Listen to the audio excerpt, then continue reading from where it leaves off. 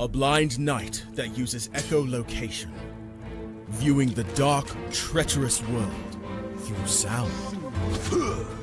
Trapped in a dungeon keep, endangered by combatants, where hazards lurk around every corner. Make sound to have vision, or don't and be stealthy. Avoid impaling threats throughout the dungeon to escape. Engage with other prisoners. Rogue Knight I've been hearing about. Could you find the key and unlock my cell? Free them to fight back with more allies. Let's take this guy. The dungeon labyrinth has many paths and even more traps.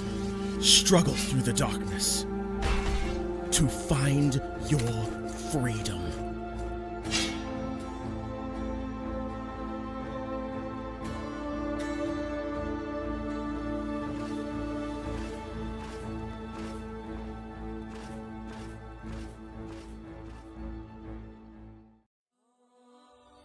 When Alex became a god, he thought he would have no problems at all.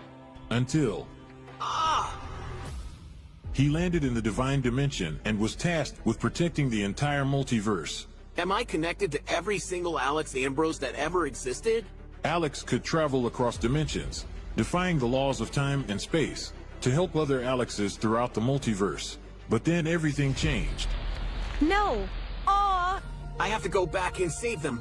But if Alex went back to the mortal world, he would relinquish all of his power and his memories. I don't have a choice. I must go back.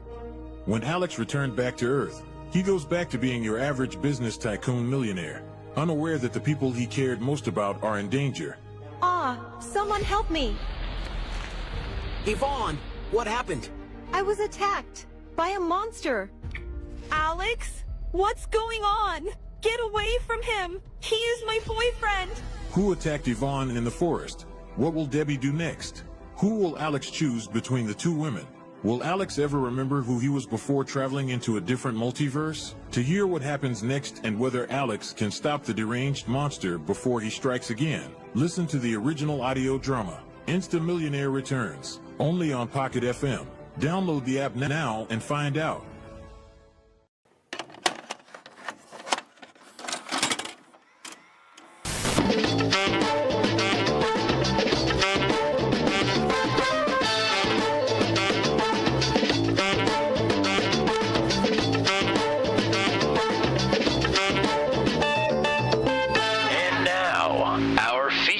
Presentation.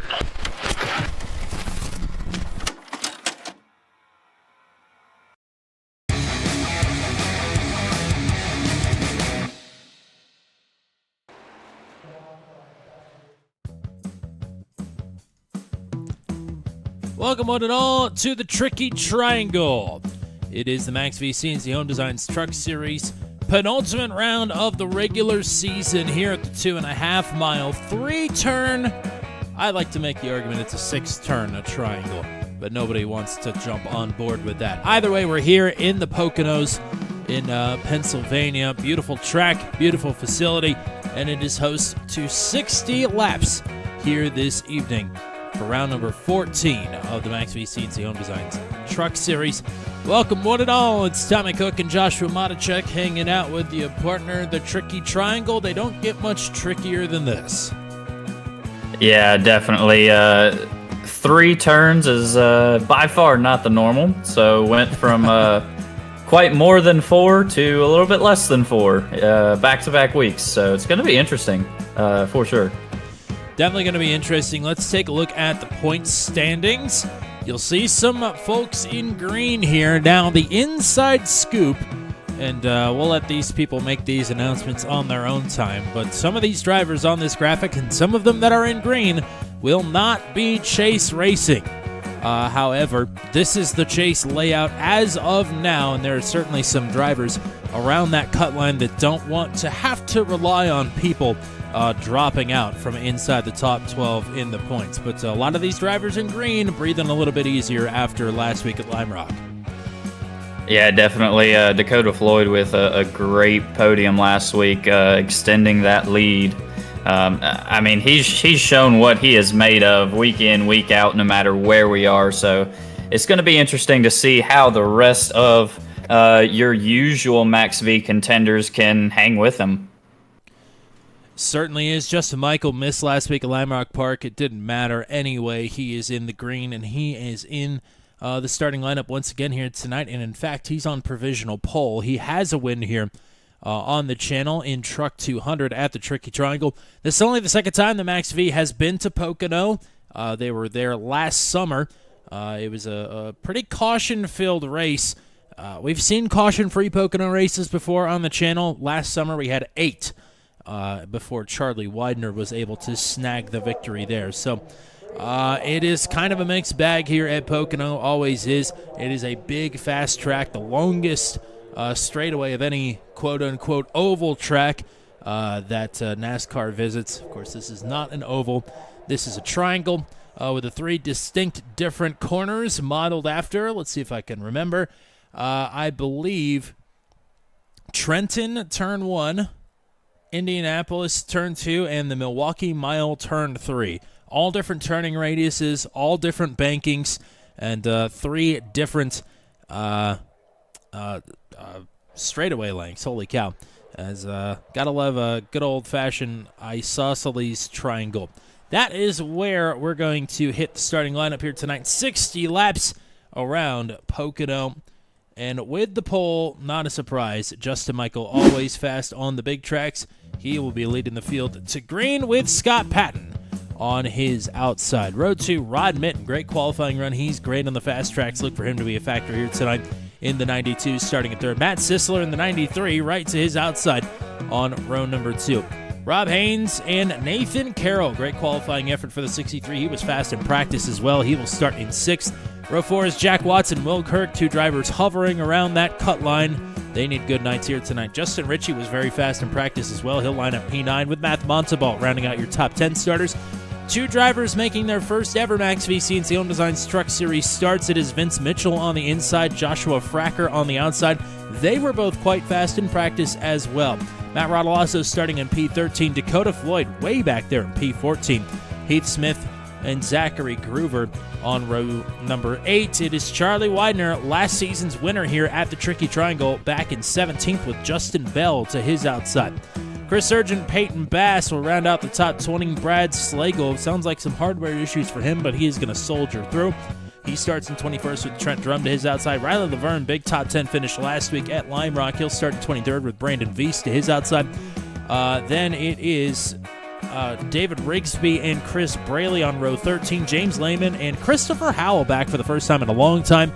Sounds like this may be one of his final runs, at least for this season, with the Max V CNC Home Designs Truck Series. He'll start in 28th with Mike Nolfelt, Billy Bumgarner, Jordan Neese, Brandon Groover, and Bill Paradise.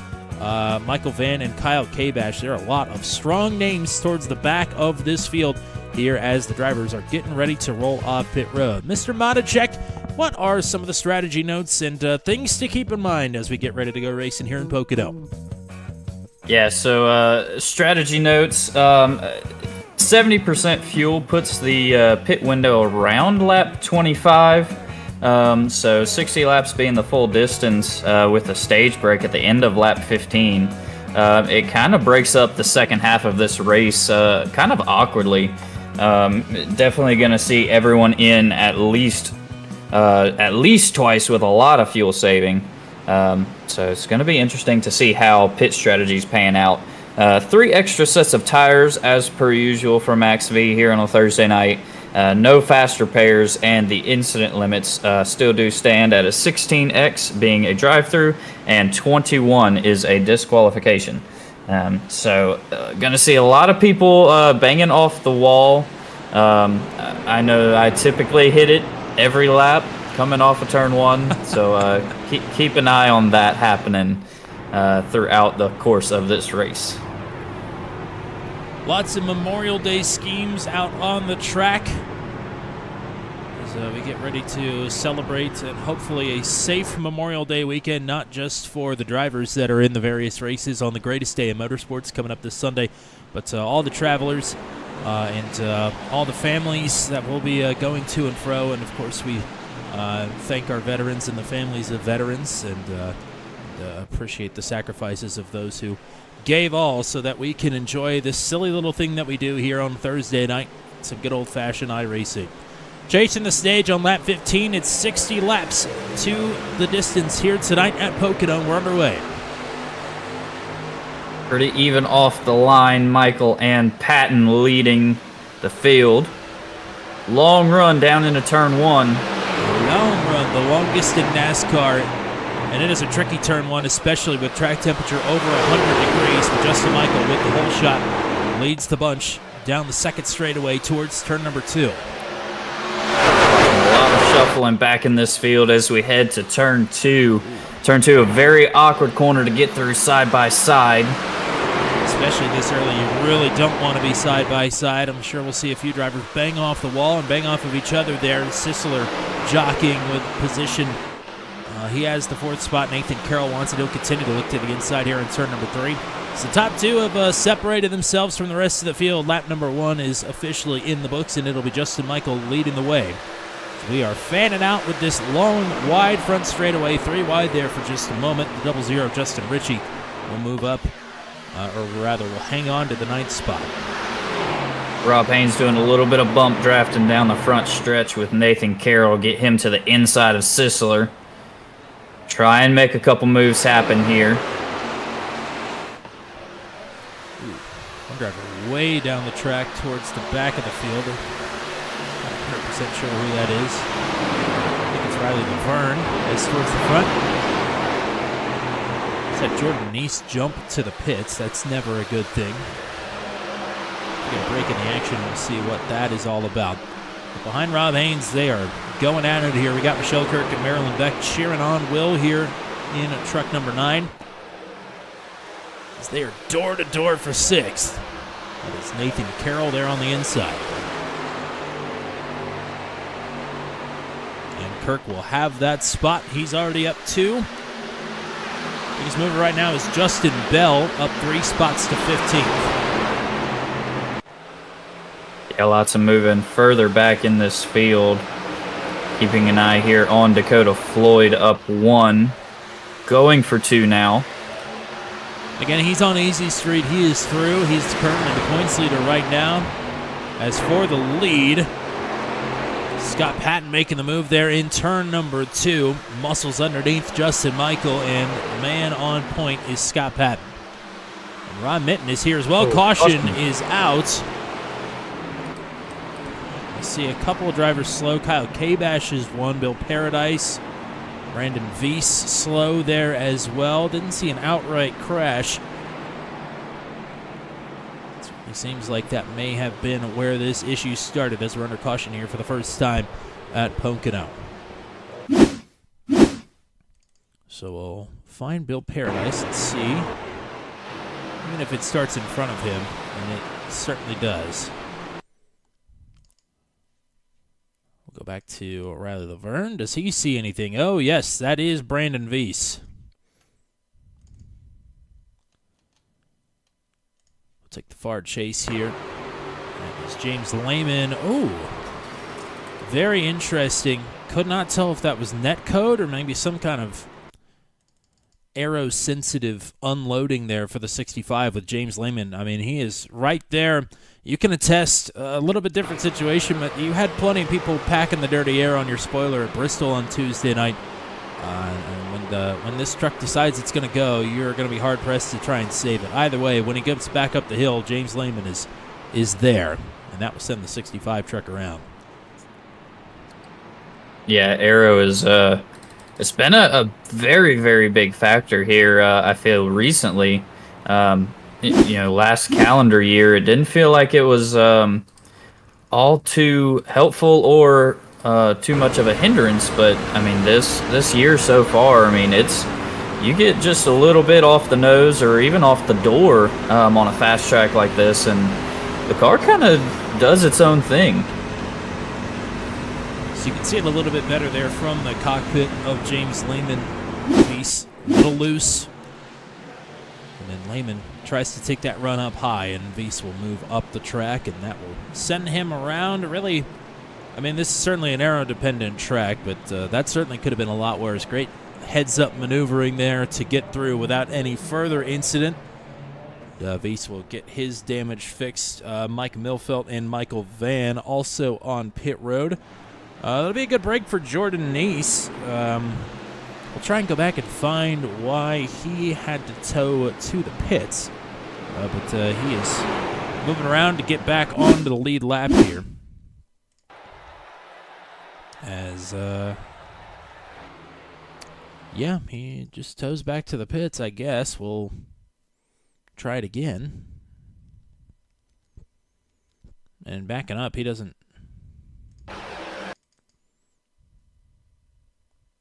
Yeah, he just tows back to the pits. That was strange. But either way, not a problem anymore. He'll be on the lead lap. So, Scott Patton, would love to win the regular season championship. Not out of the question. He, Michael, and Dakota Floyd very tightly bunched at the top of this board. As of right now, Dakota Floyd is not in the money for the stage points.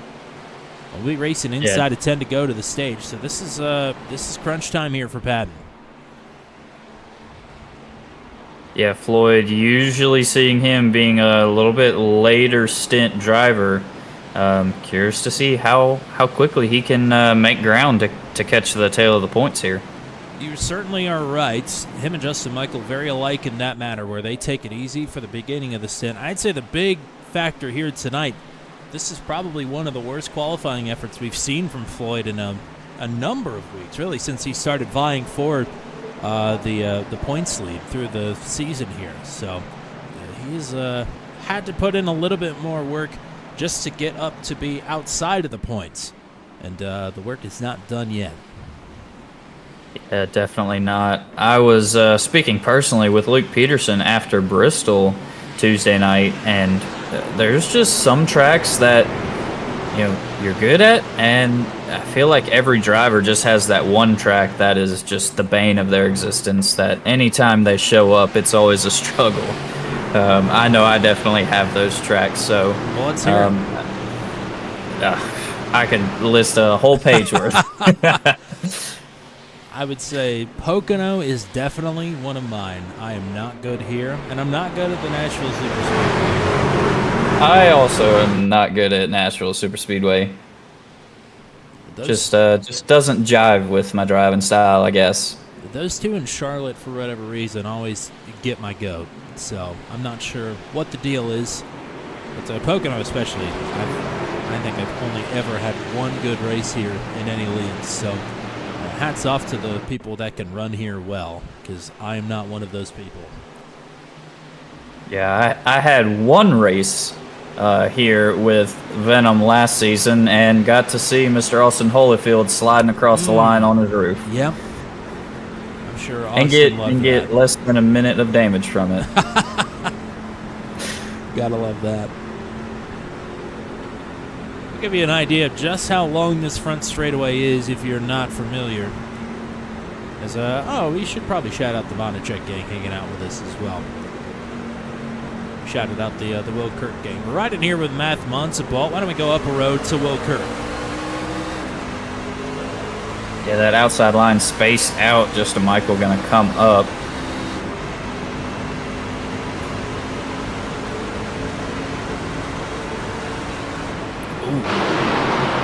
Sisler had a weird move there. He is a little bit higher maybe than you want to be. Looked a little bit loose there on the top side. But now he's going to look down. Now underneath. Oh, that was a big move there for the 34. Vince Mitchell as well to get down low as they're nearly spread out 3 wide. They are 3 wide now. Haynes to the inside, Mitten on the outside, Sisler in the middle. Will roll out of it and get up top. Will Kirk with a cat seat for that one. Yeah. Probably glad he wasn't in it. Big shot there. Nathan Carroll hard into the wall. He followed Vince Mitchell, who just barely missed it. Now for the lead. Here's Michael looking to the inside into 1.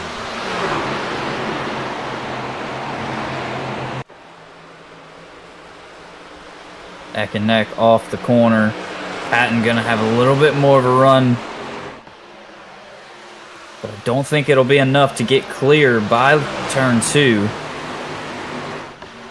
Michael with the preferred line now into the corner. Pat can hang on. He might get some momentum, but man, you really want to be on the bottom there through turn number 2. If anything, to wear your opponent out just a little bit more. Make him sweat it out. Still door to door. Rod Mitten now catching the draft. Gonna catch up to him. They say this is punching a big hole in the air here for the 92 to catch back up. They are nose to nose across the stripe. Patton had it at the line, but he is in no way clear on Michael, who is still right here. Even Stevens into 1. Good battle between Sisseler, Kirk, and Rob Haynes behind them as Michael with the slider on exit and Patton with a crossover. Patton gonna have the ideal line now into 2. Look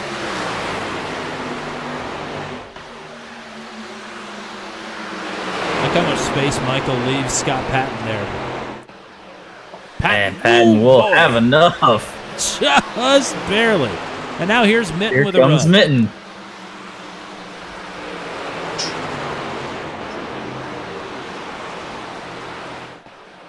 Mitten not quite able to do any. Oh, into the wall. Got Michael That a little was bit. more than a rub. Yeah. Michael got a little bit arrow loose there. Mitten into the wall. Sisseler now through to third. Kirk can look to take that 4th spot away from Mitten. Still a little slow on pace through turn 1. Around the outside, it's certainly, I mean, you don't ever want to get into the wall anywhere, but at Pocono, you really don't want to get into the wall. You need every bit of aero dependency that you can get in these trucks to get them driving well enough. I mean, we saw how much it was hurting the trucks at Bristol when you were banging the quarter panels. Oh my goodness, Vince Mitchell just tore the wall down on turn number 2. Yeah, he has got big-time problems. He's taking the access lane. Will Kirk door-to-door. A little contact there with Sisseler. They are slugging it out for third. Michael now thinking about a move to the inside for the lead. Back into 1. Looking further back, Lehman is up to 14th. Nice. And Floyd is 1 spot out of the points as Michael completes his pass. Will Patton go for the crossover again? Hits the bumper and moves the 87 up the track just a bit. As Sisseler able to fend off Kirk for third for the moment. 5, making 4.5 to go here through turn number 2 till the stage. Kirk rubbed the wall there into 2. It's going to allow Rob Haynes to get up underneath him. And just as quickly as Sisseler ditches Will Kirk, he is on it for the lead. Pat and Michael side by side, Sisseler waiting for an opportunity to strike. As Kirk falls into a battle with Rob Haynes. 4 to go. 2 different 3-truck battles here inside of the top 10. Gotta love it.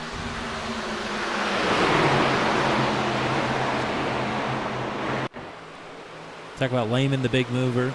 Up 14 spots. Christopher Howell also up 12 spots. He's looking to crack the top 15 by the end of the stage.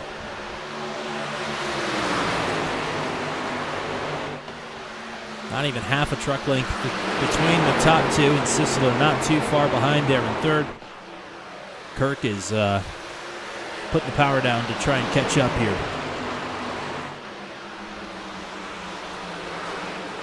Into the money goes Dakota Floyd. Will Kirk is one of those drivers sitting just above the cut line. So definitely trying to reach all the points he can here. Nathan Carroll, who we saw get into the wall a couple laps after the restart, he is going to make a pit stop here. Should be able to stay on the lead lap. He's still running inside the top 10.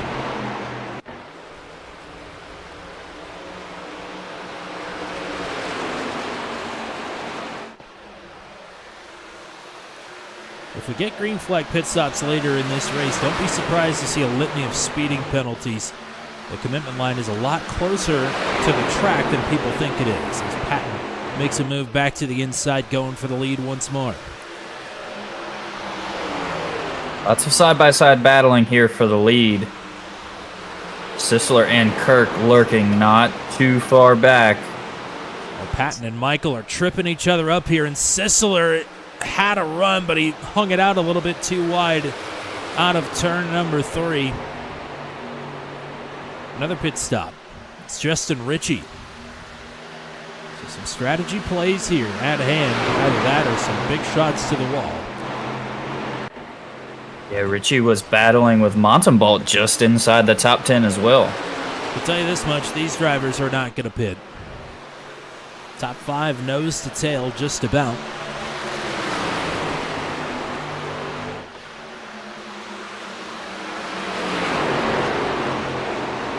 Over the final lap in the stage at the stripe this time. Here's Kirk with another move to the inside of Sisler.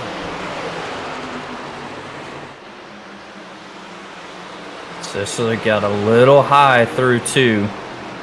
Rob Haynes going to tuck underneath Kirk, try and get a run off the corner down this long front stretch. 1 to go.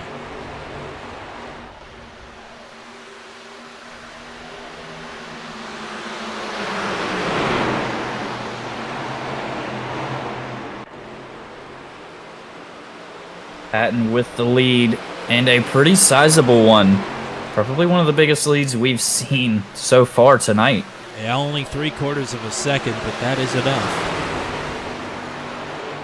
Not even that, really. It's about 4/10.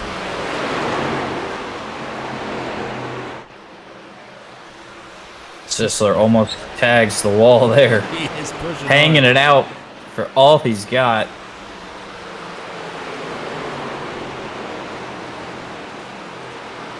To the line to take the stage win, Scott Patton will wrap it up here at Pocono.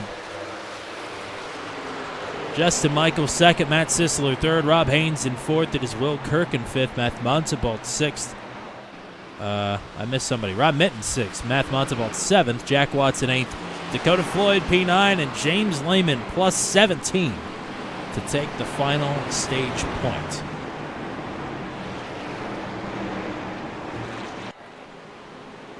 Dang. That's a lot of work for 1 point.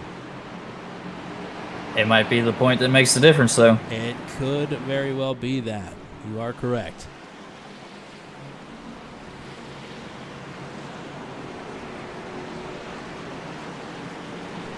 I would not be surprised if we saw every single driver on track come in. Very interestingly, Justin Ritchie and Nathan Carroll, also Jordan Neese, all came down pit road there. We also saw Vince Mitchell come down pit road, but I mean, I wouldn't be shocked if he had a meatball flag. He has not returned to the track. I mean, he absolutely hammered the wall out of turn number 2.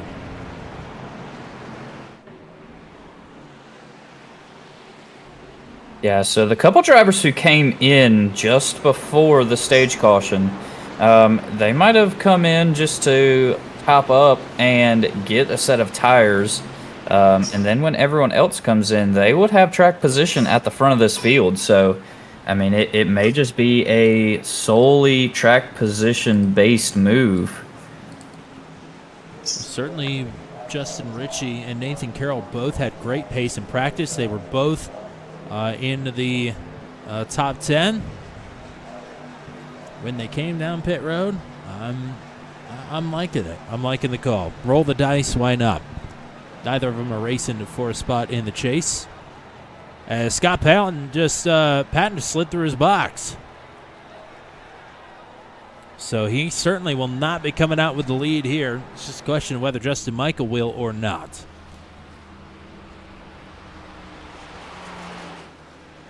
Justin Ritchie did come back down pit road, so it's Neese and Carroll out. And third will be Justin Michael.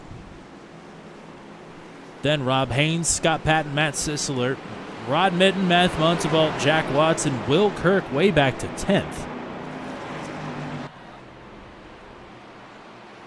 So big net losses for Patton and for Kirk. And big net gain for Jordan Neese. Whatever happened on the first lap, he is now plus 30. after taking the wave around on our only previous caution before the stage break. And Nathan Carroll now will be on the outside of the front row with a couple lap older tires compared to the rest of the field. Long run, that may not work out for him, but I would imagine in the short term it'll be A-OK. And to Bailey in the chat, we didn't hear a thing, I promise.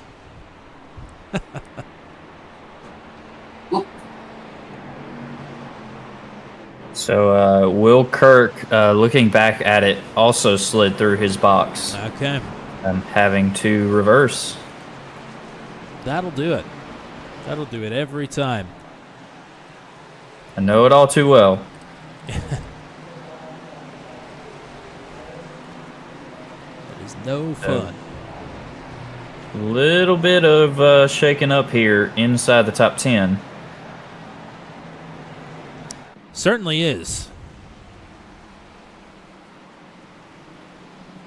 Looks like Justin Ritchie is down pit road again. Very interesting. So he must have some damage that he's trying to get fixed, and while staying on the lead lap as well. It looks pretty good on the right side. And we are pretty far away, but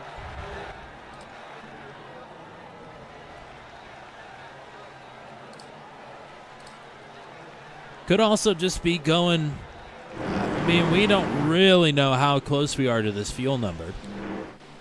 Maybe just an extra lap of fuel is what he thinks he needs.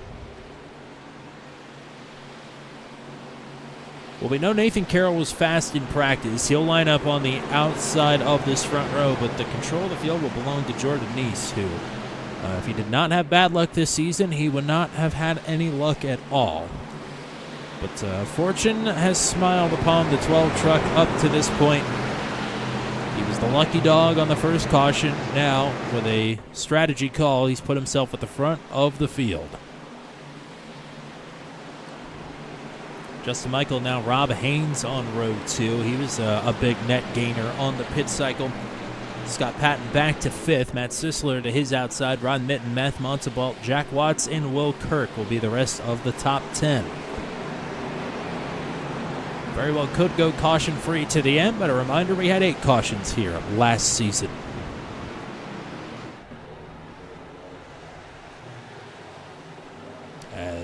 There we go. I was wondering if the pace truck was going to pull off. It does, and we go green.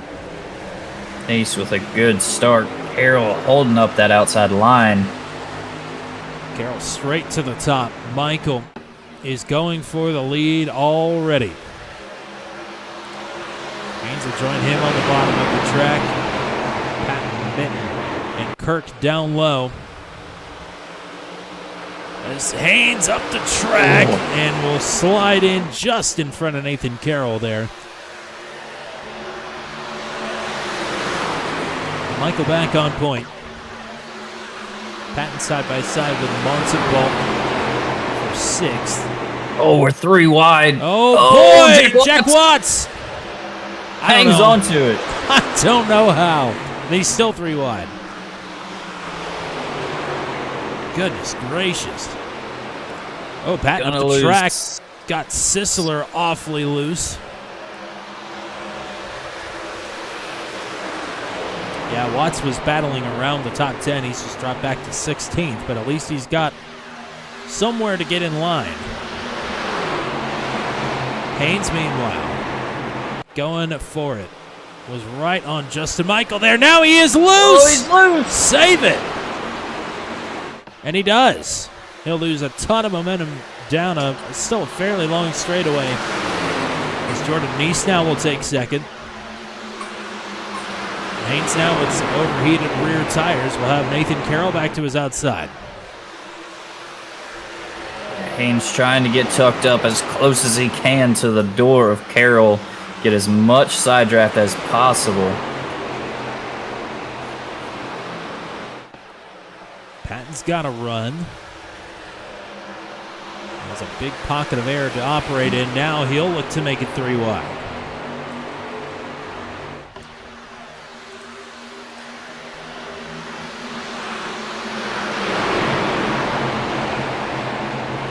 Good move by Patton into 1. Haynes going to look to cross him up and have the momentum.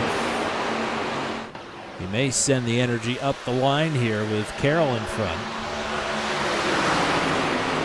Patton will keep it rolling. Why stop now? Yeah. Ooh, very close to Carroll's left rear quarter. Haynes going to look to follow underneath Carroll off corner. Ooh. So Carroll going to get some help from Haynes down the Carroll, excuse me, down to block Patton. Carroll coming between the teammates here.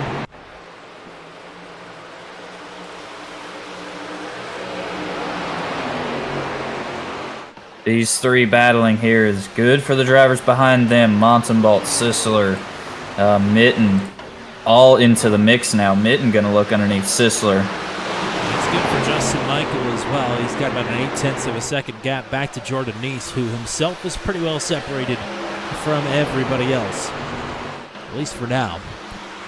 As Haynes and company can start working together and push Nathan Carroll up into the battle for second. Oh, James Lehman there on the outside getting a little friendly with Rod Mitten. Mitten rolls out of it. Lose quite a bit of momentum here. But Lehman continuing to pick his way methodically through this field. To the inside of Sisler is in front of them. Rob Haynes is making his move on Nathan Carroll.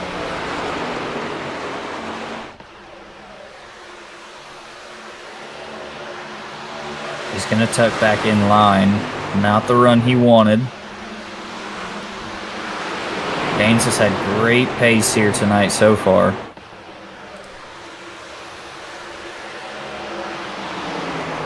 Caleb Tipton says he's in the walls. That's never what you want to hear. Oh, there's a little contact there between Carroll and Neese. Now Haynes has the run, but where can he go? He's going to try and push Neese back through and take the long way around on Nathan Carroll. And he's going to make it. Nice. He's going to hold off on the dive on Jordan Neese. Patton sandwiched in between Carroll and Montembolt there. As here's the move now for Haynes to try and reclaim second. Oh, Neese really high. Way up the track. Lucky to keep that one out of the wall. Once you get up in the gray there, you're usually along for the ride. As Haynes combos it into a block to Nathan Carroll and Patton out of the inside of Neese. Patton almost had it 3 wide underneath Carroll. Neese tagging the wall. Montenbolt now in this mix. They're going to bring Sisler and Mitten as well. More like a super speedway pack than a Pocono pack. Well, like a Daredevil Pocono pack. Patton on the door, Carroll.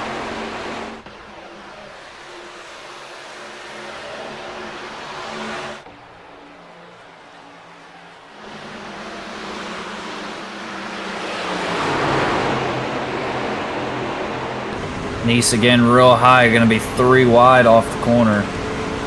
Neese is in trouble down. Still a net gain for the 12, but it will be interesting to see what his strategy is going to be from here on out. Tagging the wall again, 3 wide, a little bit further back off the corner. Widener, Howell, and Kirk. Kirk starting to slide back here a little bit. He saw his line behind his Motichek cheering for driver 9.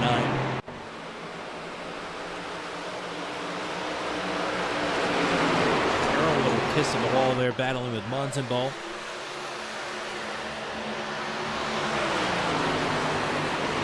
Gap up from Rob Haynes to Justin Michael is about 1.5 seconds, but Michael just got massively held up by a lap truck.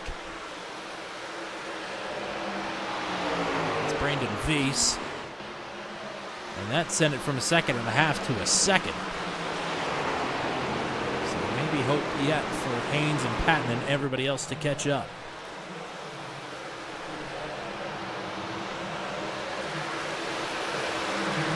Sisler trying to hang on to 6. He's got Lehman and Minton knocking down his door. Oh, Howell turns. Floyd is around into the wall, collects Charlie Widener. Big time crash there. Floyd is probably done on this one. As Howell and Kirk involved, caution is out.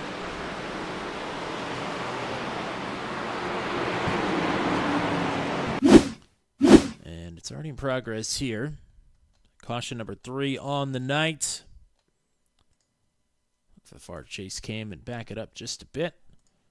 First one to get called out is Christopher Howell. He's still running into 10th position currently, but Howell battling with Charlie Widener and Dakota Floyd here. I believe that's Greg Mall in front of them. Maybe not. Nice up there. That is Jordan Nice. You are correct. As that was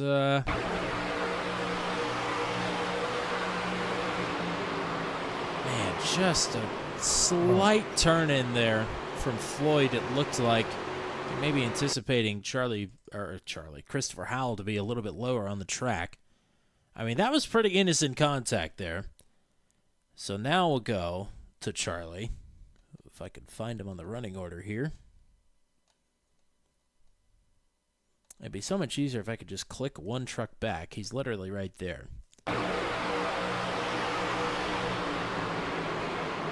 Big shot for Widener. Netcode sends Floyd around. Hard shot there. And Widener might be toast.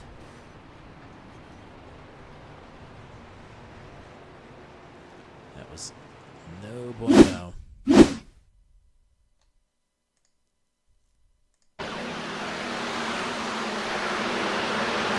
from that angle, it does look like Howell came up more than Floyd came down. I don't know. That's 2 different angles, 2 different looks. That's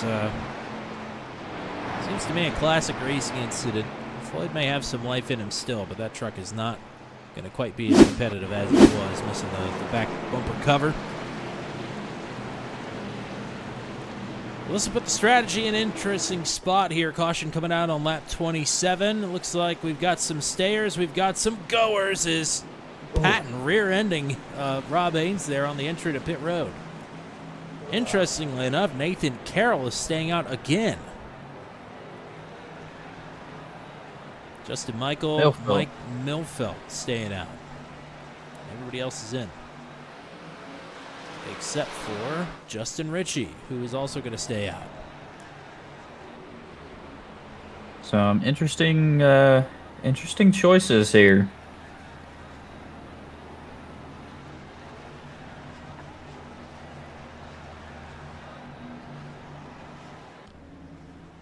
Race off, Rob Haynes. Patton out second. Brad Slagle is out third.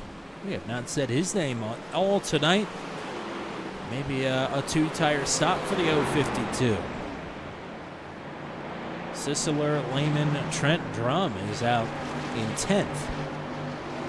Big pickup for driver 14 as well. Taking a couple of 2-stoppers there. Slagle was 17th when the caution came out. Drum was 21st. Wow. So huge strides there for both of those drivers under caution coming down pit road. Plus 10 and a plus 11. You can't argue with those results. We'll see if they can hang on to those positions out on the track. But we've seen, I mean, Nathan Carroll still has yet to make his pit stop. Under green, anyway. Well, he is yet to pit after the stage break. We'll put it that way. So are Michael and Mike Milfelt. Justin Ritchie did come in under the stage caution to pack in an extra lap of fuel. So he's got at least something on the drivers in front of him. So a little bit of math down the drain. If fuel is looking to be 25 laps, that will put them on lap 57. Oh boy. So definitely looking at either a tire strategy call to take a set and still come down again, or a fuel strategy call to try and make it to the end. So definitely interested to see how it shakes up. Usually we see Justin Michael picking the fuel save strategy, but it looks like with him staying out, I would gather he's looking to hit one stop here later in the stint. I would not be confident that anybody can make it to the end from here. Been proven wrong before, but certainly I wouldn't bank on it. Well, I'm sure it can be done, but is it the fastest way to do it? That's the question. There we go. Now we're asking the right questions. Of course, with another caution, I think it'll be over with anybody, or anyway. Yep. That might be what the lead four are looking for. That very well could be. See if they could drag everybody down pit road with them again under the next caution. By the way, we'll be across the halfway mark this time. Justin Michael, Nathan Carroll, Mike Milfeld, Justin Ritchie have stayed out. It is Rob Haynes and Scott Patton, the first two on run number 3 with the fresh tires. Brad Slagle with the big strategy call to go for 2. And Matt Sisler to his outside. James Lehman and Trent Drum the rest of the top 10 as we're back underway. Michael with a good getaway being the lead car. Probably the best restart we've seen from the outside tonight. Nathan Carroll on much older tires than even the drivers that have stayed out around him. As Lehman was really straightened out there, thought he was going to the outside wall, and now Rob Haynes, all kinds of loose, nearly puts Justin Ritchie up into the hedges there, down the straightaway. Second very good save there from Haynes. Rob has got his hands full tonight. There's no doubt about that. Patton's gotten through. As Milfeld and Ritchie are side by side for third, and Patton has got his nose in the middle there, trying to make it 3 wide into 3. 3 wide further back as well. Montenbalt, Slagle, Nice, Kirk now 3 wide. They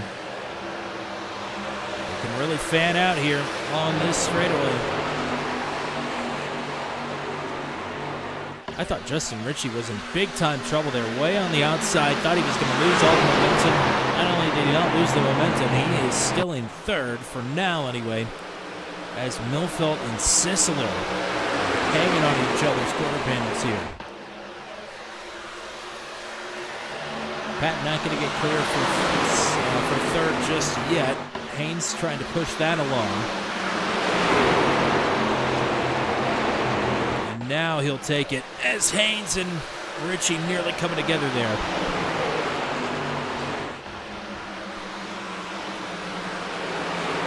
Lots of really tight racing here off this restart. Lehman now underneath Sisler. Gonna back out of it.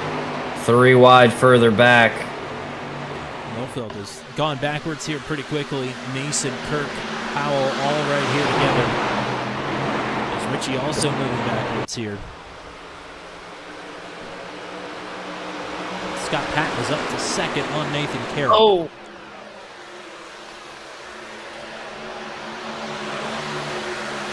All this room to operate with, and these guys are just adoring each other. They don't have a choice. As Montalbot way up the track, 3 wide out of 2. Rodel also going to back out of it and come back to the top. That's going to let the pack right here around the 10 mark spread way out. Justin Ritchie all the way back to 8th. Hang on to 7th. Rob Mitten is there. Milfeld back to 10th now. as Scott Patton has caught the race leader, and Rob Haynes is making the move for third on Nathan Carroll. Sisler looking to go through this hole here as well. James Lehman slow and steady. Looking to win the races. Holy cow. Way Jordan down. Reese tracking it down to the inside wall.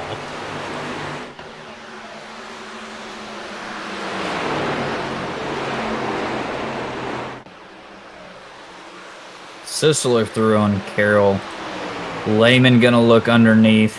3 wide further back. Richie way up high. Gonna have to roll out of it. Howell on the bottom, Rodolasso in the middle, Montebolt up top. Tight quarters. Montebolt hangs on. Patton is looking for the race lead. Patton on slightly fresher tires. Michael has a set hanging over the 46. Just have to have an opportunity to use it and has to keep himself out of the wall as well, as Patton is back on point. These two back and forth all race. Rob Haynes being in that mix most of the first stage. Now going to be looking to catch back up. You know what they say, fast is loose. He's certainly loose, and he is undeniably fast. 2 brilliant saves.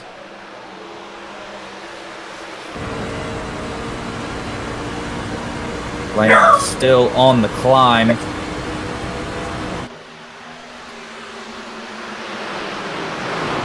Plus 22. Lehman's having himself a night. As Carroll and Richie continue to fall backwards, Jordan Neese has got through them, so as Will Kirk. Matt Montalban looking to do the same as Haynes. All the way down. Sisler gonna Look at push him. this.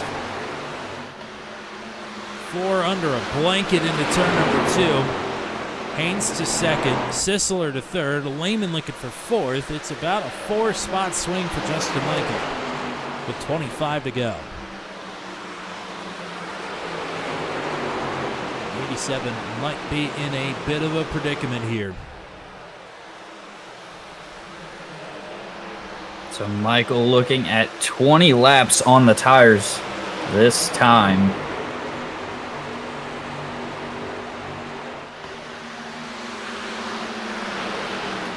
Wouldn't be too surprised to see him in here very shortly.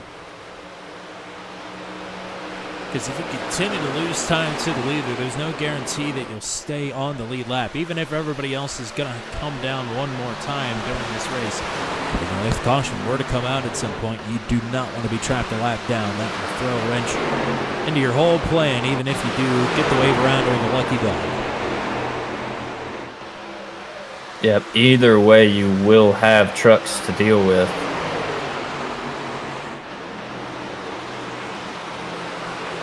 A quick look at Zachary Groover as he's battling with Joshua Fracker.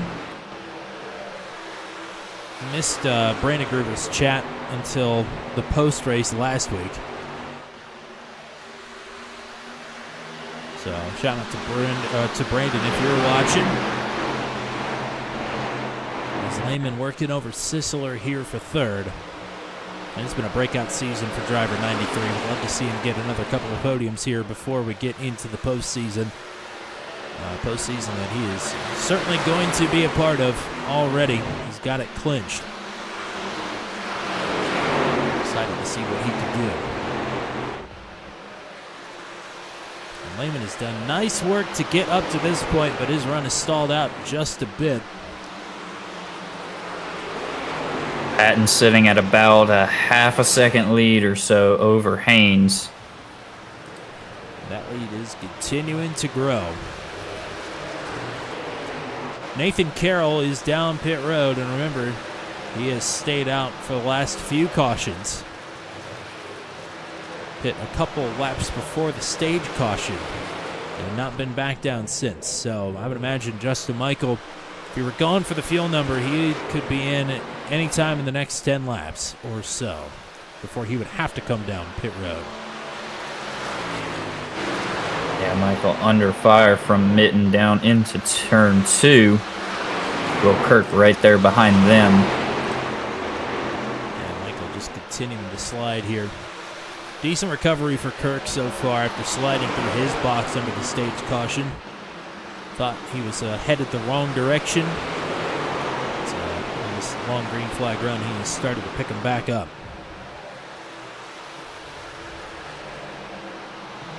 So Kirk up to 6th. Here comes Justin Ritchie and Zachary Groover. Now Groover is one of the drivers that pit under the most recent caution. So certainly an interesting call there. With 21 laps to go. We'll see if this starts to trigger the domino effect up the field. All the drivers that are battling for position around one another starting to undercut each other, and eventually that makes its way up into the top 10, and all bets are off from there.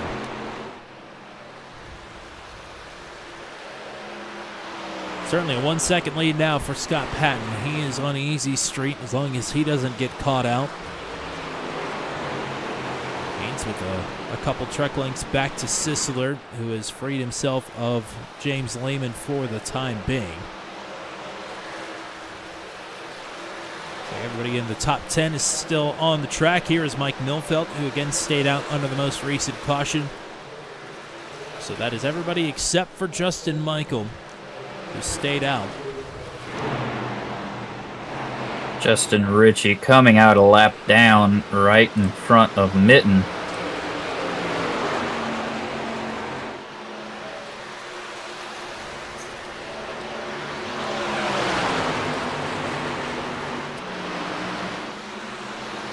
Showing that Mike Milford was towed to the pits. I don't think that's accurate, though, as he's left his box.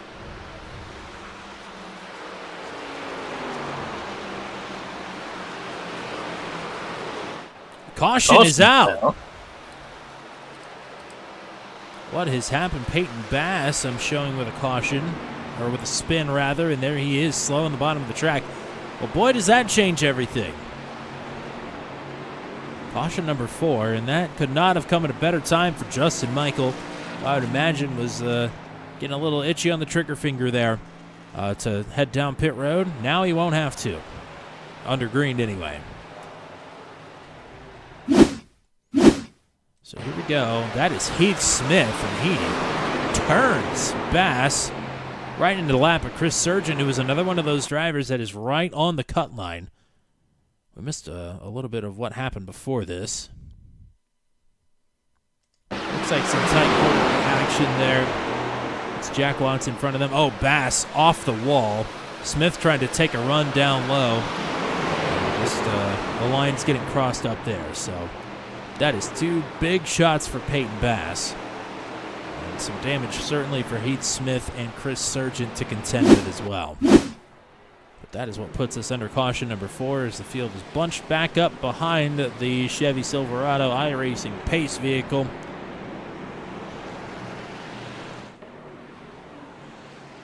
And everybody should be down pit road except for Nathan Carroll and Zachary Groover.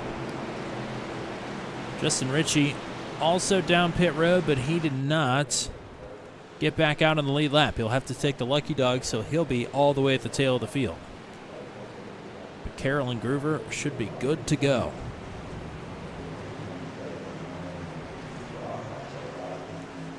Here we go.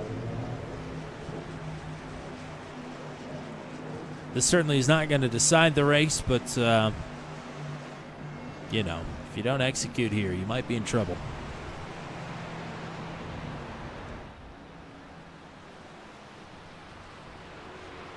Indeed, it is just Carroll and Zachary Groover who have stayed out, and they will inherit the front row.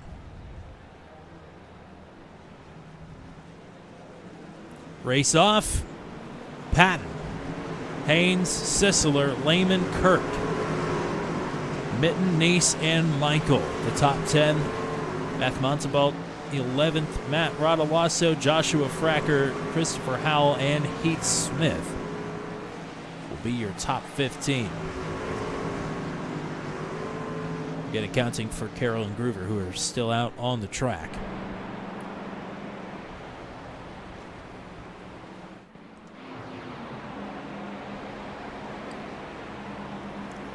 Very, very interesting. We know how much space there is to operate with here at Pocono. And with a big, long straightaway into turn number 1, the draft can get going here. Where do you want to be on this restart? Do you want to be the leader? Do you want to be on road 2? Do you want to be on road 3? Do you want to be on the inside or the outside?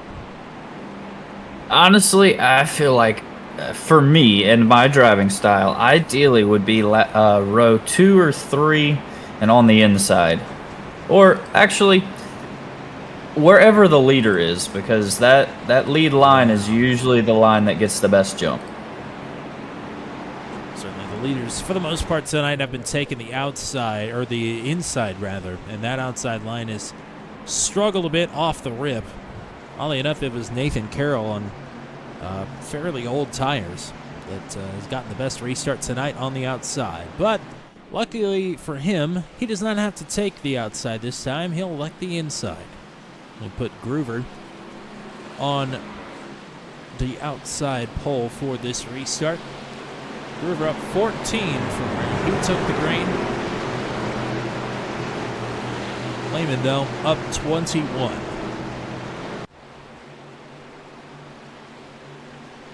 You talk about the short run guys, James Lehman might be the favorite there. He certainly ticks that box, but is 16 laps short enough for Lehman to go all out here?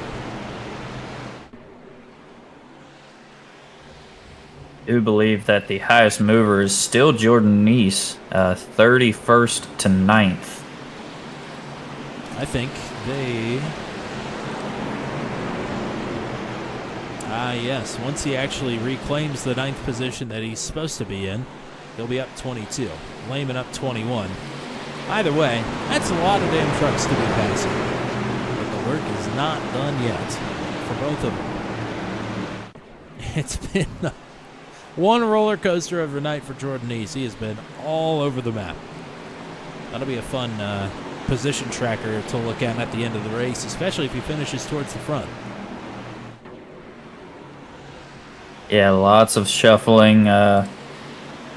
Patton, Haynes, still here. I don't think we've seen either of them outside of the top 5. At least Patton, not for very long. So Haynes might have been out of it for a lap, but man, he's got so much speed under the hood there. He is not going to be out of it for very long if it happens again. Back at her way, not a good start there for Groover. Haynes straight to the bottom, pushing Patton through. Patton is clear to maneuver as Carroll leads him back into 1.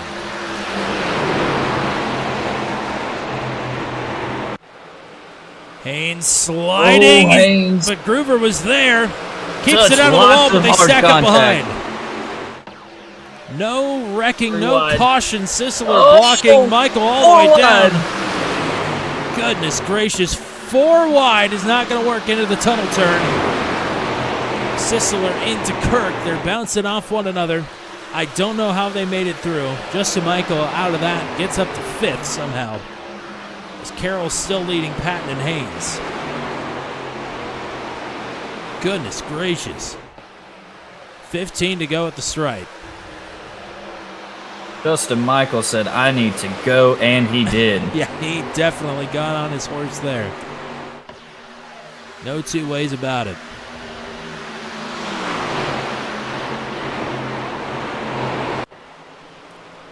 Oh, there we go. That's a lot of shuffling. That is a huge wreck. That looked like Rod Mitten, and it was. Mitten is in tatters.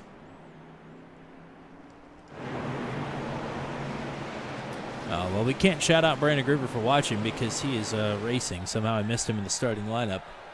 He might have got a piece of that. Mitten is back to pit road, and what looked to be a top 5 run here tonight is over in an instant into turn number 1. Caution at number 5. We'll go the far chase and take a look at how this one gets started, or where it gets started. Oh, you see Math Montalban getting a helping hand there on the inside. I can't quite tell who that is. Either way, Montalban into Mitten. Michael Van getting a piece of that as well. I believe that is Joshua Fracker Yep. in that 56 truck. So this is his first start in the Max V CNC Home Designs Truck Series here this evening. I think we're going to get a much better look at it than this.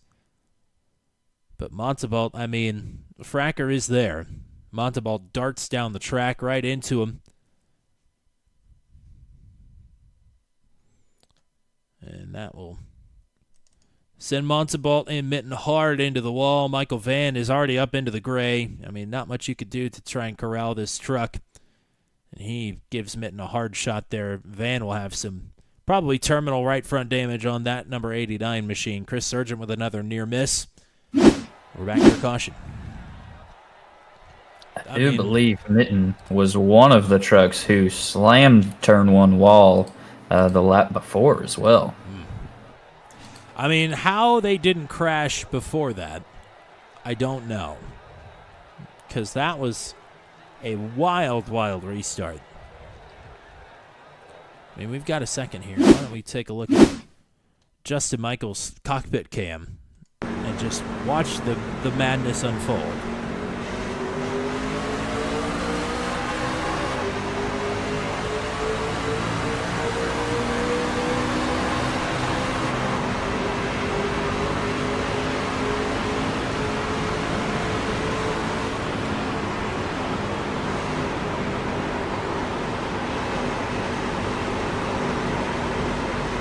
Big stack up there on the outside. Contact from Lehman to Kirk to Gruber.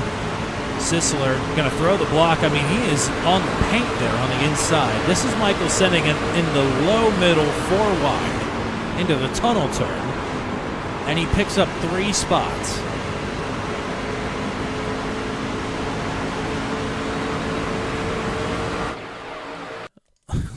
Back enough to show it just from the top side. How crazy that was. And there was what you said, Michael just sliding up the track a little bit. That sent Mitten up into the wall. That's the reason he was back there in the first place. But look at this move.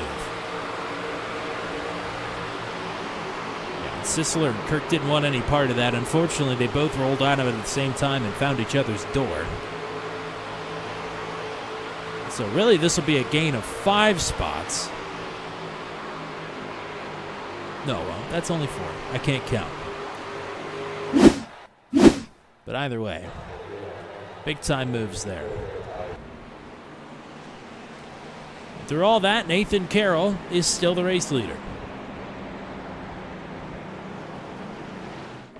Yeah, so Carroll on, I believe, 4-lap older tires. And Grover on 3-lap older tires.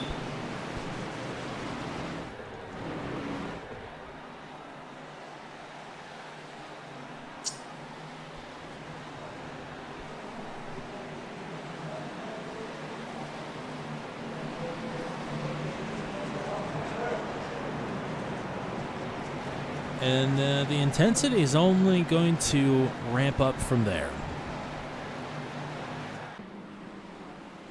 And there are a couple of drivers with their backs really up against the wall here. If Rob Haynes wants to make a chase push, now is the time to go. He's missed several races here this season, but he always runs incredibly well when he does race. Not even on the points graphic right now. But he's got an outside shot, but he's got to make those moves. This will be the time to do it from what will be the inside of row number 2. Yeah, so he has the ideal spot to start this restart behind the leader.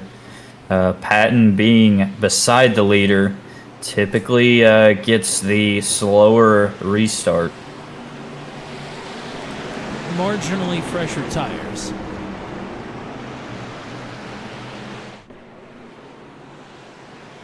We'll see if that will make the difference.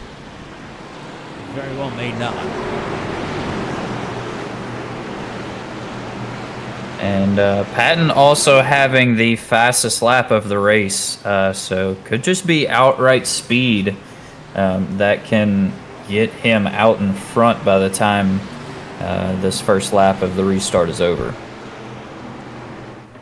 Well, Parker Donaldson with, we'll just call it support for Nathan Carroll. And certainly I think there are quite a few folks that would love to see this 63 walk away with the dub here tonight, not the least of which will be the driver himself. He's had speed all night through practice and through qualifying. He's leading on an alternate strategy here late at Pocono, 11 laps to go. Carroll in control of the restart. Patton, Haynes, and Michael, the front two rows. Patton does not fire off very well. He's got a hole. He's got to make the dive now if he wants down. I don't think he's going to do it. Haynes will fill down low as Carroll will move up front to block. And I think that's the move he was waiting on underneath Carroll now. This will get Patton a little light on his feet, but he's able to hang with him. Justin Michael looking for a place to go. James Lehman going to slot himself to the outside of Michael. Going to check up into the corner. This has worked out incredibly well thus far for Justin Michael as Patton is through to the lead. Is Michael going to get boxed in here by Lehman and by Carroll? Lehman deep lunge down into the corner. Haynes moving backwards, Kirk moving forwards, and so is James Lehman. The draft right now benefiting Carroll, benefiting Michael.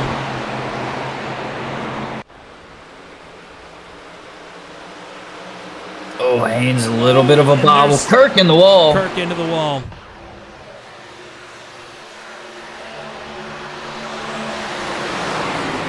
Haynes almost through around the top. Will he have the momentum off the corner? Still side by side. Kirk back into the mix now. Sisler just had to punch the brake there. Groover, Neeson, Fracker, the rest of the top 10.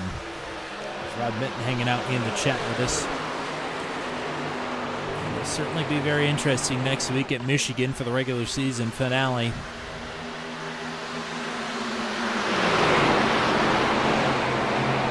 Carroll fighting to hang on to second as Michael will take the peak here to the inside. Lehman and Kirk battling side by side behind them. Rob Haynes in the middle, Scott Patton the race leader. Last thing Patton wants to see is this 87 get through. They have been battling all night. Oh, Patton into the wall. That, I take it back. That was the last thing he wanted to see. But Carroll is doing a fantastic job keeping Michael at bay here. How much longer can he keep it up? A wiggle off the wall. 8 to go. Michael now just bump drafting down the straightaway. Trying to make sure Haynes, Kirk, and anybody else can't catch up. As much as Michael wants to get around him, he doesn't want to lose time to Patton. So I think pushing is the better move down the straight until he has a good run. Getting this gap to the lead, staying about the same. Caution is out. Caution is out. Justin Ritchie is around. That's David Rigsby.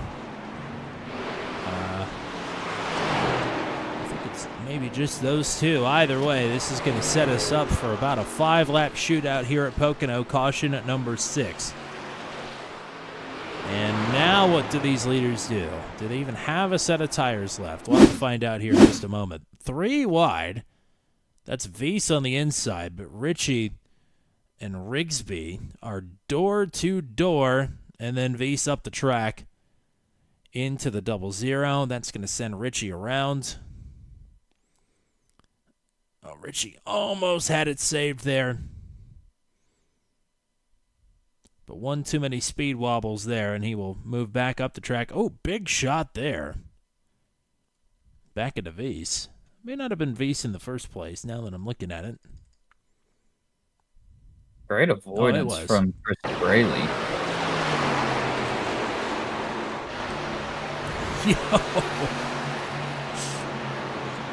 Braley's been posting some interesting things to the Discord server of late. That's all I'll say. Today was not a great day to have eyes. But I'm sure his eyes were quite wide when he saw this develop in front of him. We'll take a ride. Driver 80.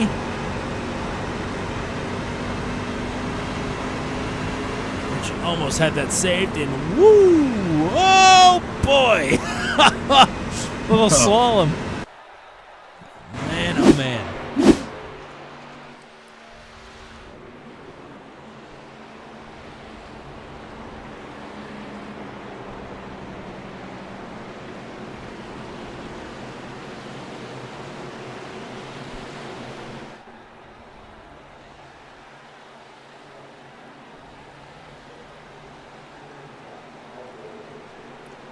Well,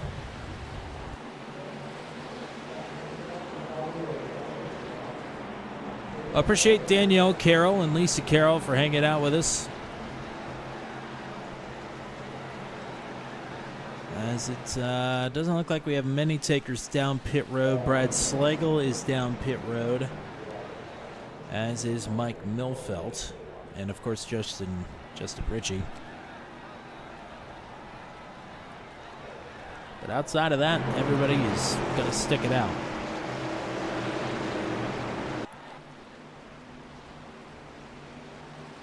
Well, Nathan Carroll has been Scott Patton's guardian angel up to this point, but now Carroll, I think, going to be separated from Justin Michael unless Patton decides to take the outside on this restart to try and pin Michael behind the 63 truck. But that would leave him a little vulnerable if Michael decided to take it 3 wide, which, you know, it's turn 1 at Pocono. I mean, he's already gone 4, so. Yeah, he's been the beneficiary of going 4. What's one less?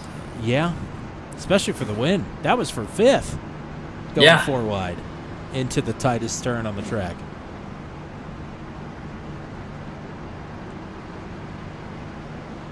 Interesting to see how Patton's going to play this here. Being the choose driver is it is brain racking, to say the least. I've been in the position both on the sim and in real life, and there's almost no good option until you make the option and realize it was wrong. Hindsight's the best option, is what you're saying. That's right. Well, if he does take the outside, he'll be the first to do it tonight. And he's going bottom. He even waited to get to the fake juice gun spot. So that's going to put just a Michael right behind him. And maybe that's where he wants Michael. Right in his rear view, so he knows exactly what's up.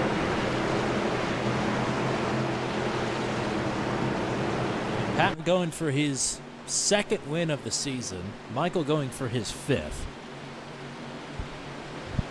These are 2 drivers, no doubt, that are trophy hunting.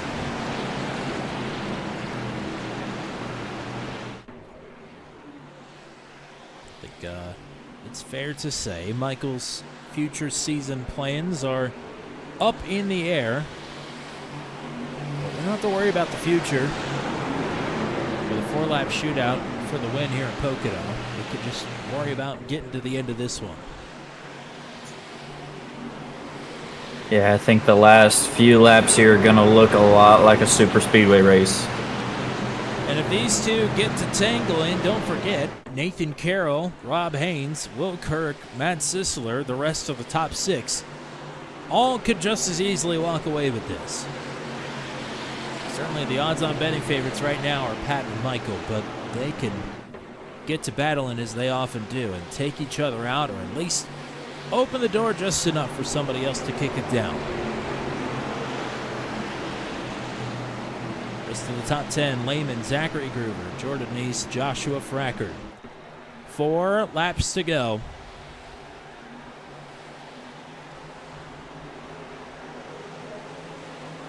Patton with a good jump. Carroll did not get away as good as he has previously. Lehman already looking to the bottom. Big move here for Lehman. Michael with a bit of updraft help from Kirk.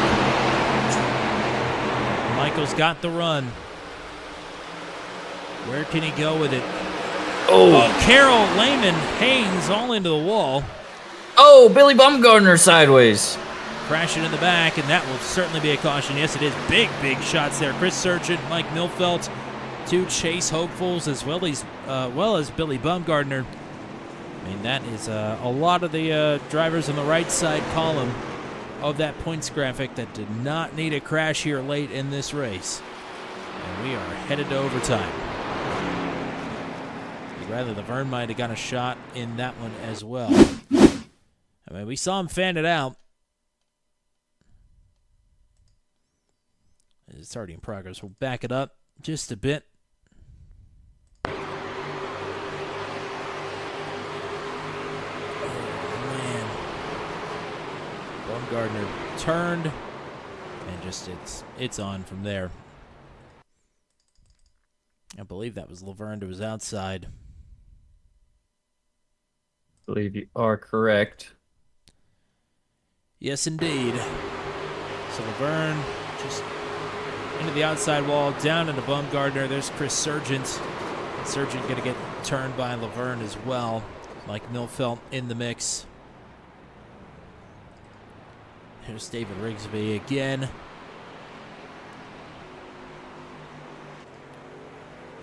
Take it one more time with Laverne here, already in progress.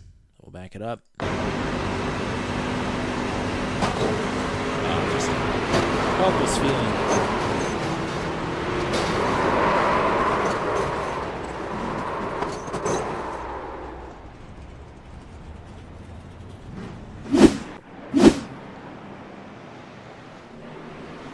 Man, super heads up driving from Brandon Gruber.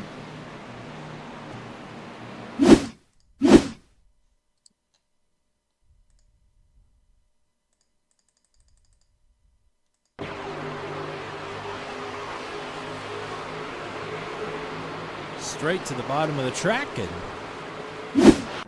washes his hands clean of that one. Not my problem. He goes right on through. Not very many people would catch that one and make the move he did. No. So you notice the ticker staying at 3 laps to go. That means we're in overtime. We've got 3 attempts at a green-white checkered. Automatic cautions here. That means that the caution can come out on the final lap, and if it does, the race is official. We got to get to the white flag first. First time we raced at Pocono on the channel was with the Venom Truck Series all the way back in season number 5, and we had a big fake-out moment like that where, I mean, it really looked like, we even paused it to look at the lights, it looked like Jeff Langston had gotten across the stripe to take the white flag at about a 10-truck pileup out of the final turn. But apparently the race was not official. They ran it again, and Jeff Langston won anyway, so it didn't really matter.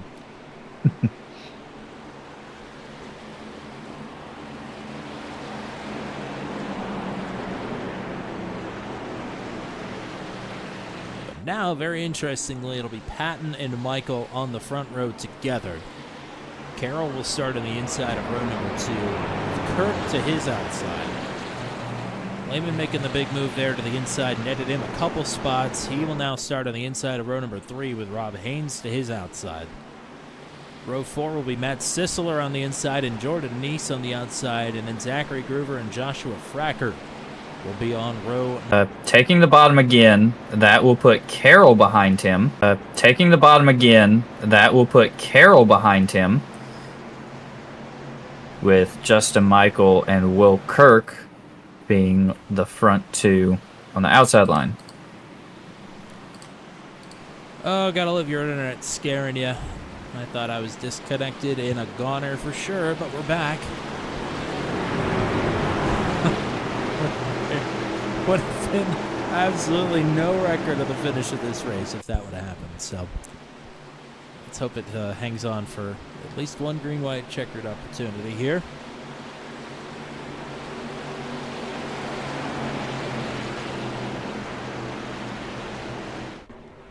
I know all about the internet struggles.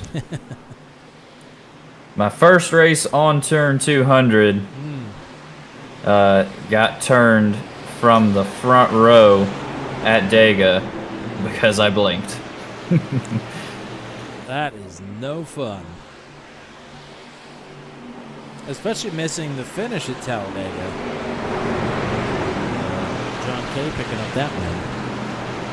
A lap and a half to go, lagged out, and Matt Williamson had to, surprise, call the finish.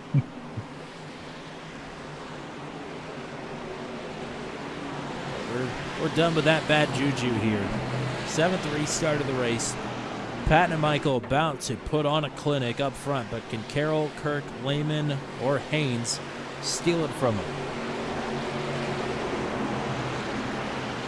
Overtime attempt number 1 is on the way. Pace truck is out of turn at number 3 and about to hang the left onto pit road.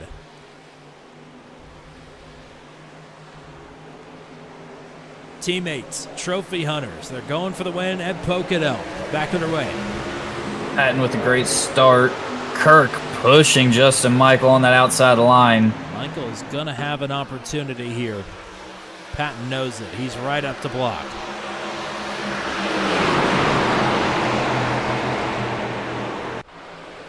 Carroll fighting to hang on to third. Kirk with the momentum around the outside. And here goes Justin Michael to the inside for the race lead.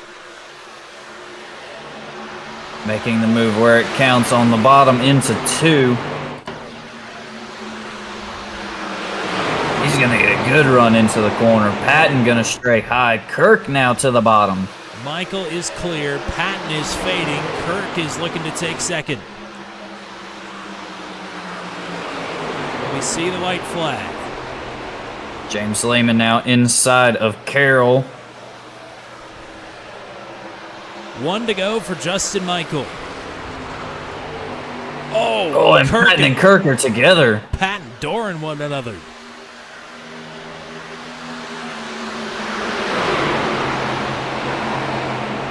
Justin Michael starting to pull away.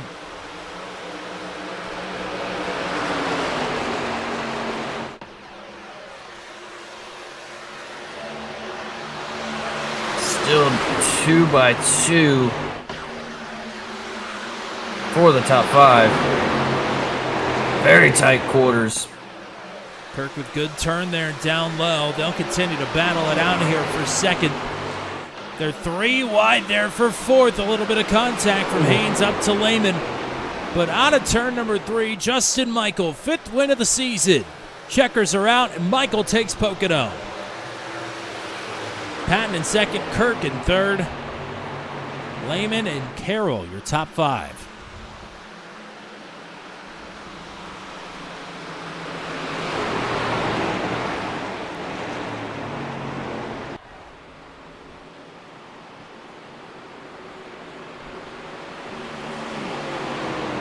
Good moves there by Justin Michael on that restart as he comes around to celebrate on the front stretch. We'll take another look at it, this time from on high. As you mentioned, the nice bump draft there from Will Kirk to get Michael in position to take this win.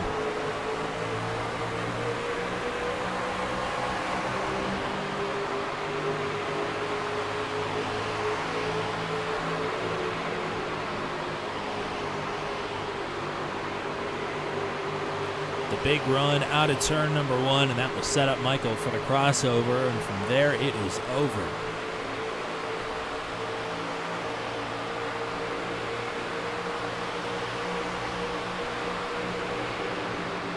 Has it into turn number 2 and never looks back. And now Michael burning it down here at Pocono for the second time on turn 200. Also won the Truck 200 race here back in season number 1.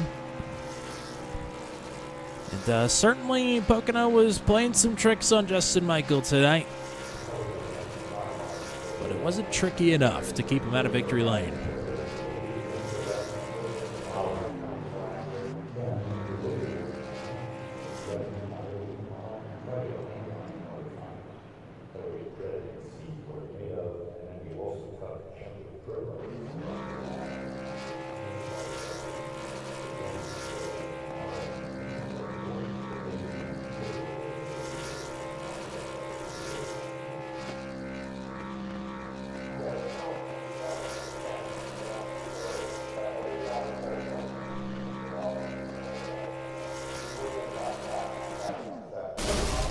And there goes the motor. As is tradition, that is win number 16 in the Max V CNC Home Designs Truck Series for driver number 87, Justin Michael. That's his 5th win of the season. Here's your look at your full finishing rundown. We'll talk to Justin Michael. We will talk to Scott Patton, who I would imagine is a little bit disappointed after that one. He will finish in 2nd with Will Kirk. Rounding out the podium here tonight, Kirk will be pumped up. James Lehman, Nathan Carroll, your top 5. Rob Haynes in 6th. Matt Sisler in 7th. It is Zachary Gerber in 8th. Jordan Neese go plus 22 tonight to finish in 9th. And Joshua Fracker will round out the top 10. 11th for Christopher Howell. Matt Rodolasso in 12th. Justin Bell will finish in 13th. Jack Watson 14th. And Heath Smith will round out the top 15. 16th for Dakota Floyd. It's Justin Ritchie in 17th. Brandon Gruber 18th. Brad Slagle, Chris Braley, your top 20. Bill Paradise in 21st. Riley Laverne will finish in 22nd. It's 23rd for Chris Surgeon. 24th place for David Rakesby. Billy Bumgarner will finish in 25th. Kyle Kabash in 26th. And then I believe Michael Van running at the end of the race in 27th. Not sure about Mike Milfelt in 28th. Trent Drum in 29th. Or Brandon Vees in 30th. But certainly Matt Montalbalt, Peyton Bass, Rod Mitten, Charlie Widener, and Vince Mitchell, retirees, here this evening all the way down to the 35th and final finishing position. So we'll go now in the search of first your 3rd place finisher. As soon as things start to cooperate here on the screen. Let's go ahead and pull up your 3rd place finisher here tonight. It's Will Kirk back in booth 200 for the first time in quite some time, but excited to get to talk to Rub it in, man. Rub it in. Yep. Well, I mean, we're rubbing in a podium here tonight. I mean, there's worse ways to get up in the booth. But I mean, awesome stuff all night here tonight. Congrats. Thanks, buddy. Yeah, I'm just giving you some crap, but no, it's fun race. This is my all-time favorite racetrack. This is by far, if I could have a season of 20 Pocono races, I'd run it. I mean, this place is awesome. I knew Scott and Justin were faster than me. I kind of screwed myself early on. I hit the wall hard a couple times just by poor racecraft, and then I hit the wall again with that 4Y with Matt Sisler. But, I mean, all in all, it was a good race. It was fun. Didn't think I had a chance at a top 10 when things really got hairy, but came back, played it smart, and I was doing the tunnel turn way better than everyone else was, so I feel like that was really my strong suit. But yeah, I mean, overall, it was a good race. I'm very satisfied. Joshua, what you got? Congrats on the podium and hopping in here with us. Going into this race, you were the last driver above the cut line. So looking at one more to round out the regular season, got to be looking at making it in the chase and running these last few races to maybe have a shot from way at the bottom. No, I totally agree. I don't feel like we're a bottom tier driver. I feel like we're top 5. Just this season hasn't gone well. Tommy's pointed that out on the broadcast. Just things haven't gone well. I've also made some dumb mistakes, so it's not all on, bad luck. But yeah, I mean, I was just talking about this with my teammate coming in because he was 13th, I was 12th, and I straight up told him, I was like, look, man, we're both on the cut line. We're both getting into the championship. I don't care if we go. I mean, I do care, but I was like, even if we go out first round, whatever, but at least we made it. So yeah, I mean, I wanted to get stage points. I think we got 4 or 5, so we had a good stage. We had no incidents, and then we got a podium. So minus winning both things, I don't really know how much more you could ask. So needed points, had a horrible, horrible rough season, and just to have a solid race at a solid racetrack right before the playoffs start is huge. Very thankful for that. Yeah, I mean, looking at the stats, certainly your season has not been done justice by your finishing positions. This is only your 4th top 10 from the looks of it. In your first top 5 all season, you've had way more pace than that. So hopefully, I don't think I'm good luck for you. I think really that's what the problem is. Maybe as you're great luck in an official race, I'll tell you that much. yeah, I'll catch you in Atlanta sometime here in the next couple months. But regardless, yeah, hopefully this is the start of things to come, and no better time to get hot than right now as well, to point out. So great stuff from me here tonight. Way to bounce back after some early problems there, and congrats on the first podium of the season. Let's get some shout-outs going. Thank you. Yeah, real quick. Yeah, I agree. Getting hot. I think we've run well, like you said, but to actually finish a race well, that's huge. Great momentum. Shout outs. I mean, James for running this league. He's the like the man. All the admins, Scott, Justin, Heath, they're great. You guys for putting this on. I was just actually on vacation with Aunt Marilyn and my mom, Michelle Kirk, right. all last week, and they just couldn't stop talking about how great y'all's broadcast is. So huge shout out to you guys. You guys are the best, and yeah, everyone that puts this league together, I'm 2% of the whole product. So really thankful for all you guys. You guys are truly awesome. So everyone that involved with Max V is the best. And then my teammate, of course, Chris Sargent. All righty, partner. Great to get to talk to you here tonight. Let's do it again next week. What do you say? Dude, I'll be here every week if it was up to me, man. You know what I'm saying? But yeah, for sure. Next week. See you later, buddy. All righty. Always enjoyed talking to Will, and hopefully this is the start of big things to come from him. Well, led a lot of laps here tonight, but he's going to come up one spot short there. Scott Patton, though, will finish runner-up, and a good night for you to take the stage win. But I know you're trophy hunting, and I know that probably stings a little bit to come home P2 here this evening. Yeah, I don't know anybody in the field that remembers who's going to finish second in these things. Well, I mean, what was the difference maker there? Things look to be stacked up against Justin there throughout the middle of that race, and then all of a sudden he starts to come roaring back there. I mean, what was the difference there on the final restart?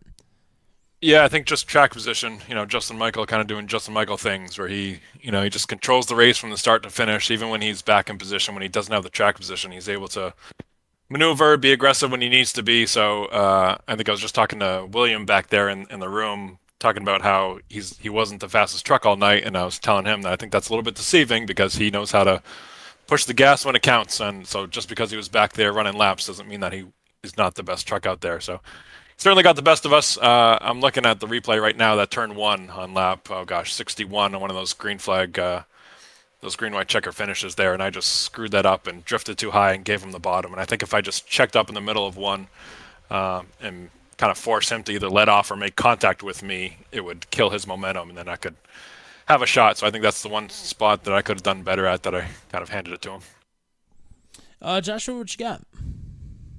Congrats on being back up here with another podium. I'm sitting here looking at the points, and Dakota Floyd not having a good run there early and then getting caught up. You're not going to be too far off of this lead. I mean, the top three there going to be all within about 10 points or so going into the final race of this regular season. I mean, what are your thoughts going into next week? Yeah, I don't generally spend a whole lot of time on the point standings, just because my thought, like Tommy said, is just to go trophy hunting, and I figure if we collect as many trophies as we can, that'll put us where we're supposed to fall in the points. That's kind of been my strategy from the get-go here, and I don't think we're going to let up on that by any means. So we kind of take races like this, live and learn from them, and kind of move on and let the points fall where they are. But yeah, happy to be up there in the top 3 or 5 or whatever it is with these guys for sure, and happy to be racing for a title here to the end, hopefully. I mean, your notebook, I'm sure, is open here tonight at Pocono. Going into Michigan next week, knowing that the championship race also at Auto Club, lots of big, fast tracks here in the closing stretch of this season. Yeah, which I think we're going to see maybe a lot more of the same of what we saw tonight, where nobody can really pull away, kind of pack racing, which I look forward to. Man, that first stage with Justin, swapping back and forth, racing fender to fender, 2 inches from each other, I think is great for this league. Hopefully puts on a great show, and we certainly have a blast doing it. So the fact that we're going to Michigan and then Auto Club, 2 of the best tracks on the circuit in terms of that style of racing. So if you like what you saw tonight, we got more of that the next couple of weeks, and I'm going to steal one back from Justin. I guarantee that before the end of the season. I love to hear that, and amen to the love for Michigan and Auto Club. Certainly looking forward to those two. And great to get to talk to you once again here tonight. Congrats on the runner-up, and we'll get some shout-outs in before we let you go. Yeah, certainly. For you guys, turn 200. Appreciate the broadcast. Really looking forward to watching this one on the replay tonight or tomorrow. Folks at the New England Racing Museum, Dr. Dick Bergman's project up there at the New Hampshire Motor Speedway, and Stone River Outfitters on the quarter panels there for all your fly tying fishing needs. And just a shout-out to all the service members out there, too, coming up on Memorial Day weekend who allow us to do this. So through the patriotic scheme on the truck, and thinking of all the service members, who are out there this weekend, and looking forward to all the great racing. It's pretty much my favorite racing weekend of the entire year, so looking forward to it. Absolutely. Great stuff on the track and great stuff on the wrap as always. We'll look forward to hopefully talking to you again next week in Michigan. Thanks, Tommy. Appreciate it, guys.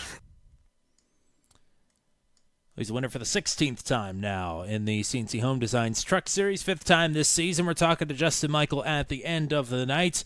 Congrats on the win. It certainly was not looking, with about 20 laps to go, like this was going to be a Justin Michael in victory lane kind of night. No, it definitely wasn't. That was the wrong call for me on the pit stops. I should have pitted, but I honestly figured more people would stay out. I didn't expect only like 3 or 4 of us to stay out. So I think that really screwed my race up. Had it just gone green the rest of the way, I'm pretty sure I was toast.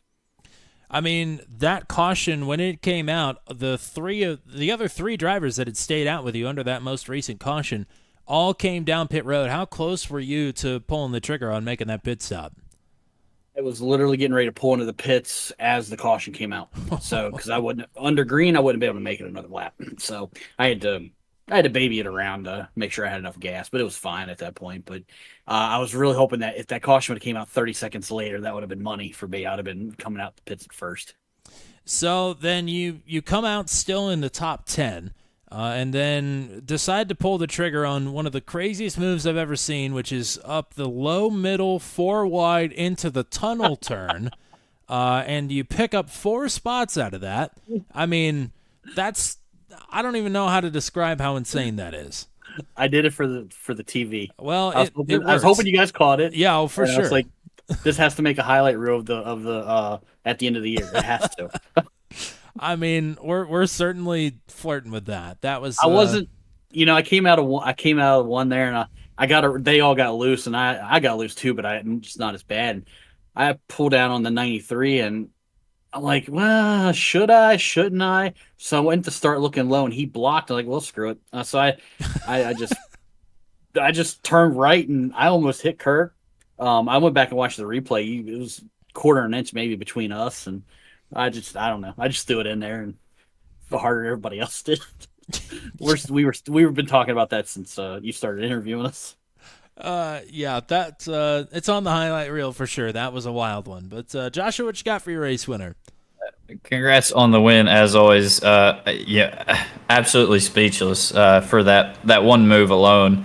But looking earlier in the race, man, you and Patton were just going back and forth and back and forth. When you're racing like that, especially on such a big track with long straightaways, how do you get that much of a run off the corner? Is it all like entry setup? Is it being easy on exit? Like, what is walk me through like one lap when you're battling that close? I mean, you have to back up these turns. If you go in too hard, it's going to kill you coming off the turns. So, yeah, if you let them go, car length or so, you can make up double that coming out of the turns. And side by side is kind of hard. You just got to really pinch people. The high side was definitely the place to be if you were side by side here. So that's why we kept going back and forth. I'd dive into the turn trying to put a slide job on him, and then he would back off and just undercut me. And we just did that for a few laps, and it was fun. Me and Scott always have a good time racing, and because this is one of my favorite tracks, and I don't know if it's his or not, but no, I thought it was. We had a lot of fun. I think we put on a good show. All that room to operate with here at Pocono, and you're barely using any of it, and you're bumping off the doors of all the people around you. I mean, this was a really elbows out kind of night. It was a Justin Michael kind of night, and of course, yes, driver 87 going to park it in victory lane at the end of it all. So congrats on the win. Let's get some shout-outs in before we let you go. Man, I don't know, just everybody out there, is always watching the race, and you guys for calling the race, and man, they for Matt, Will, and James for not wrecking there when we sent it 4 wide. So I wouldn't have did it if it wouldn't have been for them guys. So, but no, James for putting on the leg as always, and man, just hopefully we have another great show next week. Certainly looking forward to getting back to Michigan next week and go celebrate this win, go party hard, and we'll hope to talk to you again there. Thanks, guys. Fun night here at Pocono. One less caution than last season. Great battling up front all night long. I mean, the tricky triangle was definitely tricky for the drivers, but it was great for the viewers. Yeah, definitely. Maxby always putting on a show, but man, Pocono didn't disappoint. That's for sure. Um, I mean, I don't even know what to say. I mean, so much happened all throughout the field. 3 wide several times. 4 wide is just insane. I mean, yeah, just great racing. Lots of brilliant saves, showing off just how high of a caliber of driver we have here at MaxV, and it's always a pleasure to be up here and get to yell about it some. Well, we'll look forward to much of the same next week at Michigan in the big 2-mile D Oval there. In the meantime, we've got some more action for you. Not a whole lot, though. A couple of off weeks, or rather a couple of off races. Off nights? I don't know. Next Monday, the Formula Super Series is off. Tuesday night, it's the chase for the Nathan Reynolds Cup back on at Watkins Glen, the only road course in the chase. That'll be 8:15 p.m. Eastern time for that one. That should be a blast. ASRL is at Summit Point next Wednesday. Sorry, that one is that actually is Matt Williamson's fault. I'm not just blaming him. He actually did pick that track. So if you don't like it, you can hit him up. 8:15 p.m. Eastern time for that one as well. That will get us back into next Thursday night. It is the regular season finale for the MaxV CNC Home Designs Truck Series, and that will be at Michigan at 9:30 p.m. Eastern time for that one. Excited for more big, fast track racing. That is all we got for you here tonight. Thank you to everybody that was hanging out with us here this evening. A good crew as always. Shout out to the Moticheks. Shout out to Robin Bailey. Shout out to Michelle Kirk and Marilyn Beck. Shout out to Caleb Tipton and Sogs99, Parker Donaldson, Rod Mitten, Danielle Carroll, Lisa Carroll. Appreciate anybody that was watching along here this evening, whether you commented or not. We appreciate everybody that comes out and spends their Thursday evening with us here on Turn 200. Thank you to CNC Home Designs, the title sponsor of the MaxV Truck Series, once again here for the 2025 seasons.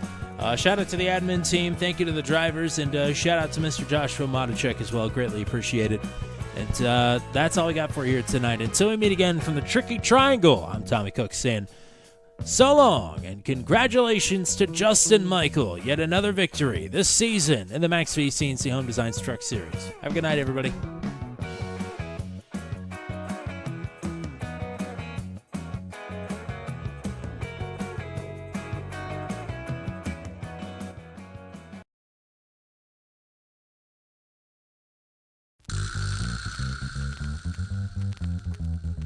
This has been a live broadcast on Turn 200. Be sure to hit subscribe and hit the bell to get notified of when we go live next. Thank you very much for joining us, and we'll see you again soon.